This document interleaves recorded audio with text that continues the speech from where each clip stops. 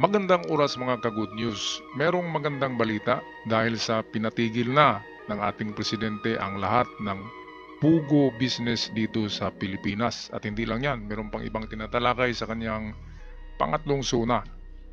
Narito ang video, atin pakinggan at panoorin.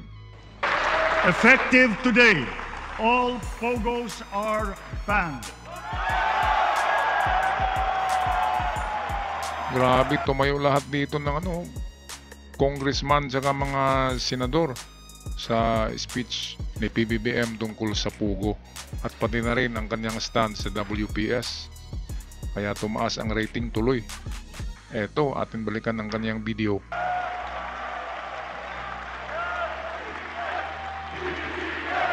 Kaya nagchat-chat to.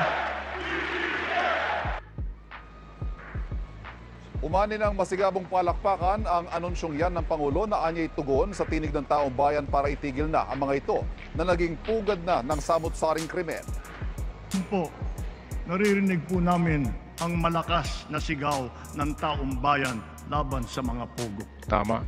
Disguising as legitimate entities, their operations have ventured into illicit areas furthest from gaming, such as financial scamming, money laundering, prostitution, human trafficking, kidnapping, brutal torture, even murder. The grave abuse and disrespect to our system of laws must stop. Tama. Wala na kasing respeto itong mga Chinese. Minamaliit talaga ang ang batas ng Pilipinas dahil lahat na ng illegal business, pati murder ay nariyan. At mansakin nyo 40,000 workers, foreigners, kasama ang mga Pinoy dyan na nagtatrabaho. At ano ang resulta nito? Anong influensya nito sa mga susunod na henerasyon, di ba? Kung manatili ang pugo dyan, ay magiging scam country ang Pilipinas. Kaya dito standing ovation ang speech na ito ni PBBM dahil sa kanyang malakas na stand kasama na ang WPS dyan. Kailangan nang itigil ang panggulo nito sa ating lipunan at paglalapastangan sa ating bansa. Tama. Kaya nagsitayuan lahat Ito kasing pugo na ito, hindi na lang natin banggitin kung sinong nagpasimuno niyan. Ay mayroong mga naging milyonaryo, napakarami. Una na yung pinaka-leader, di ba? Yung nasa itaas. Kasama na yung mga mayor, mga gobernador ng mga lugar. Kaya ipinatigil na ito. Kasi nagiging na siya. Nagiging pugad na nga ng kasamaan, pugad na ng kung ano-ano na para lamang magkapera ng tinatawag na mga blood money itong ating mga government officials. Kaya dito ay mayroon talagang matatamaan dyan kasi maraming politiko ang related sa pugo. Ngayon magkaalaman na yan kasi ang susunod dyan ay investigasyon na sa mga mayor at gobernador at sa yung taong nagpapasok dyan ng mga Chinese na yun ang kanilang padrino. Alam nyo yun kung sino yun. Okay, so ito naman ang reaksyon ni Hontiveros tungkol sa speech ni PBBM na akala niya hindi na banggitin yung issue ng pugo dahil sa natatapos na ang SONA. Yun pala ay panghuli pala ito na na topic ni PBBM sa kanyang SONA. Narito si Hontiveros. What was your reaction when the President announced that position on POGOs? I was very relieved and of course very glad. Kasi there was a certain point, akala ko patapos na si Presidente sa SONA nila. And incredulous ako na, hindi niya babanggitin ng POGO? Tapos biglang sa huli pala, inanunsyo niya yung banning ng POGOs effective today, winding down ng POGO operations hanggang katapusan ng taon, at paghahanap ng alternatibong hanap buhay, disenteng trabaho sa some tens of thousands na mga kababayan natin na nagtatrabaho pa sa POGO. So, malaking tagumpay ngayong araw sa mga babae at bata na nagsumbong laban sa POGO. Tagumpay sa mga whistleblowers na nagsumbong tungkol sa POGO. Tagumpay sa over the months, dumaraming mga mga government agencies na nakipagtulungan sa amin tulad ng PAOK, yung NBI, at iba pa. And I think tagumpay sa lahat nating mga Pilipino na mga kababayan, mga netizens na talagang sumubaybay dito at talagang idinagdag ang kanilang mga boses na ayaw na natin sa pugo. Huwag nating kalimutan yung mga government officials na nagsalita na rin itong nakaraang mga linggo. Ang Finance Secretary, ang NEDA Director General, pati yung mga business organizations na nagsalita laban sa pugo. So, malaking tagumpay po para sa ating lahat ngayong araw. Okay, kudos to you, Risa Hontiveros. At tagumpay kayo dyan sa inyong hadikain na tapusin na ang pugo sa Pilipinas. Paano kaya yung yung iba pang gambling? Itong PCSO naman ay talagang yan, gambling in the Philippines. Kaya hindi naman ito sindikato, pero merong mga kunting lang din diyan sa PCSO. Pero malala talaga itong pugo, ang pinakamalala. Kasi maraming yumaman, may-ari ng mga lupa, bininta ng malaki, mayroong under the table, at hindi lang dyan, money laundering ng China, sindikato, prostitusyon, kung ano-ano, kung ano-anong scam na nariyan sa pugo. Meron nga akong kilalang na-recruit dyan sa pugo, isang babae galing dito sa amin, at biktima rin ng pugo. At nang umuwi ngayon ay parang baliw. Parang nababaliw, pinapadrugs yata. Pinapadrugs bago gawin yung binibidyuhan siya na